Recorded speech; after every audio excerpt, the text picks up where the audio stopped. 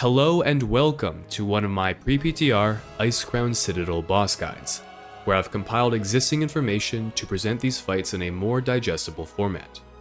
Now before we get started, consider dropping a like, subscribing, and sharing this video with a friend. It really helps me out and I appreciate the support. Otherwise, thanks for watching and enjoy the video. Sindragosa is a 3-phase encounter with a 10 minutes enrage timer. You will need 1 to 2 tanks, 5 to 6 healers, and the rest DPS. Have your tank face Sindragosa perpendicular to the raid. She uses standard dragon abilities with cleave and tail smash, meaning non-tank players must stand to her side. She also possesses a damage aura that will pulse frost damage on the raid every 3 seconds for the entire fight. DPS Sindragosa until she pulls players in with icy grip. When this happens, immediately run out to avoid being hit by blistering cold. While attacking Sindragosa, physical attackers have a 20% chance per attack to gain a stack of permeating chill. These debuff stacks don't hurt too badly, but players will need to stop DPS to reset their stacks when they get too high. In phase 1, that number can be anywhere from 5 to 8 stacks. Sindragosa will also periodically use Unchained Magic on casters. Any spells used while active causes instability. This debuff will deal damage upon expiring after 5 seconds, but any spells used while it's active refresh its duration and increase the damage dealt. Therefore, like physical attackers, casters must monitor their debuffs and periodically stop casting to reset these stacks.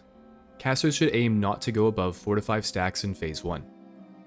In Heroic, Instability now deals AoE damage, so players affected by Unchained Magic should stand away from the raid until the debuff falls off.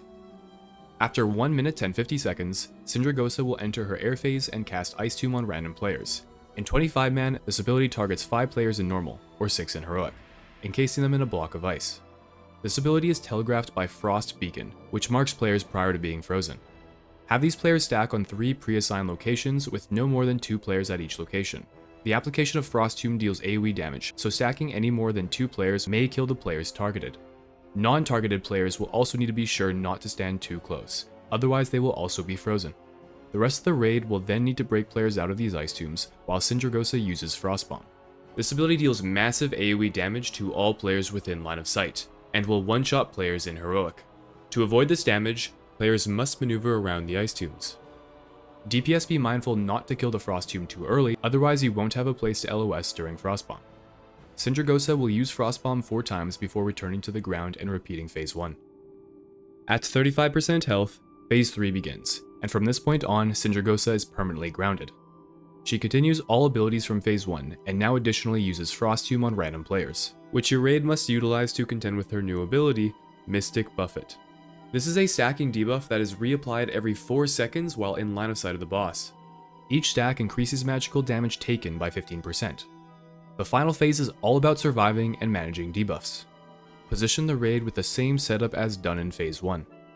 There are a few different ways to handle this final phase. We'll cover 2 of them.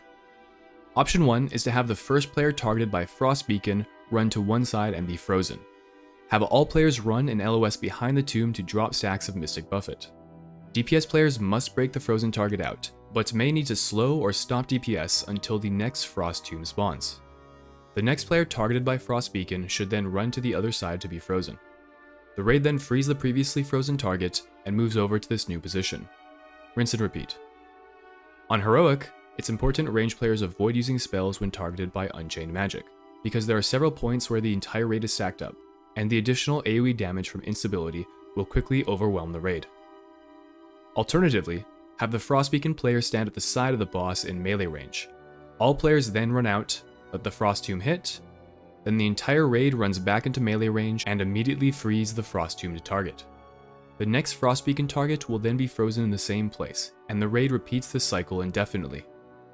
This allows for melee to have better uptime, but requires quickly killing the Frost Tomb targets. Both these strategies will work, and can be used until the boss reaches 0% health.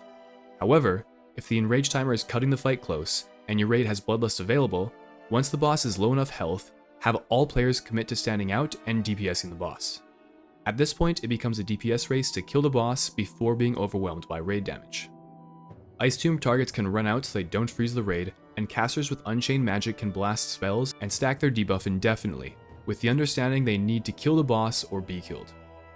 Note, however, If the boss isn't going to die before Unchained Magic falls off and your stacks of instability are about to expire, on Heroic, run out of the raid to die so you don't one-shot raiders with its AoE damage.